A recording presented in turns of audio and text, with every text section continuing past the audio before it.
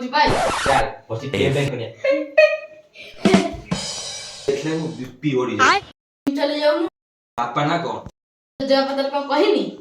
ମୋ ଜେଜେବାପାରେ ଏତିକି କହିଥିବ ବର୍ଷା ଦିନେ ମୁଁ ସେଫ୍ଟିରେ ଲୋକଙ୍କ ଘରେ ପହଞ୍ଚେ ତୁ କରେ ହଜି ଯାଉ କାହିଁକି ନା ତୋ ଜବାବ ଏତିକି କହିନି କି ବର୍ଷା ସରିଲା ପରେ ତୁ ବା କୁଆଡେ ହଜି ଯାଉ ଆଉ ତୋତେ ଯଦି ବର୍ଷା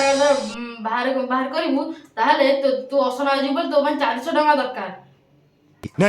ଏହାର ଦାମ ହଉଛି 15 ଲକ୍ଷ 400 ଟଙ୍କା ଖାତିରି କରେ ଆମ ବାଇକ ରେ 100 ଟଙ୍କାର ତେଲ ପଡିଲେ ଆମେ 60 କିଲୋମିଟର ଯାଇପାରିବୁ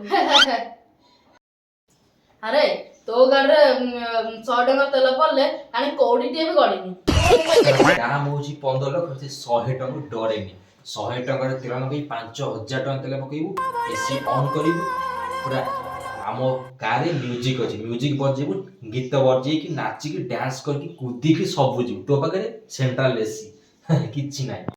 ତୁ ପଇସା ଖର୍ଚ୍ଚ କରି ପବନ ଖାଉ କିନ୍ତୁ ମୁଁ ମାଗଣାରେ ପବନ ଖାଏ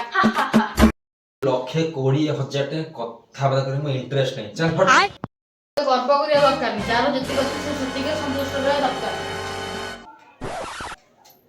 शाबाश भाई सब भाई भाई आओ भाई गौरव मानी गली